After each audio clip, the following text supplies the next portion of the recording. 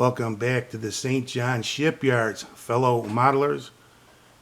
Video number 2 on the Hobby Boss 550 scale Titanic. Got quite a bit done. And once I tore into this kit, it became obvious it's probably a lot older than I thought, because it was originally set up for a motor and batteries, and that's reminiscent of older kits. I think Hobby Boss is a Korean company. I'm going to assume this kit is an older Japanese kit. Could be wrong. If anybody can correct me, feel free to leave a comment. I'm very happy with the paint job on the hull. That came out pretty nice. There's a lot of small detail that needed to be painted by hand. It was sort of fun, real time consuming, but there's something to work with. I did find a couple issues with this kit, fit issues, and let me get into those now. These decks right here, I guess that's B and C deck unless I'm mistaken, should not be overhanging the cargo hatch. If you build this kit, you might want to trim the decks down somewhere in the middle and shorten them. Because even if you let you're never going to see any. If you had to hack out a middle of the deck to shorten it, you'd never see it. It's just really not visible. But a basic paint job to cover up any imperfections, you'd never see it.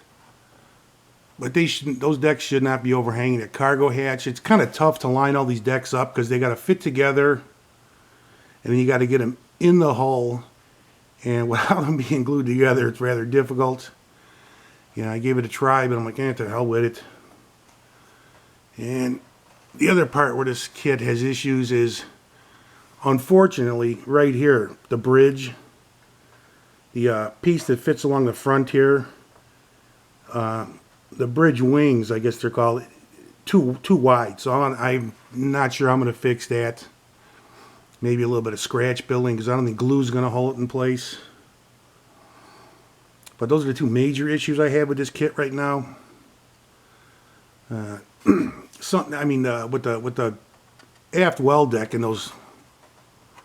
that overhang of the cargo hatch, geeks are going to notice that, but your average person probably wouldn't.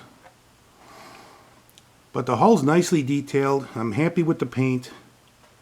Getting that stripe in there was a little bit difficult because it's not supposed to come into contact with any portholes, but the kit isn't quite that accurate.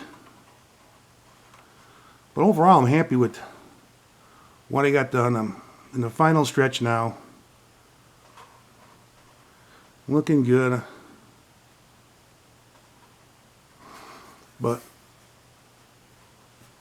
not a bad kit. Just got issues. I mean, a little disappointed. I mean, it took me forever to get to building a Titanic, and I wound up with this one, but what can you, can't do nothing about it now. But I really enjoyed this kit so far, despite its issues. It comes with a nice base. Got to get that cleaned up, and then I'm going to go with the reddish brown spray for the bottom of it. Not sure yet how I'm going to do that. But it's not a horrible kit. Not at all. Just wish it could have been a little bit better. Well, that'll be it for review number 2. The next one will be a completed product. Thank you guys for following along. And with that, I'm going to get to building on this kit some more. Have a good one, and I am out of here.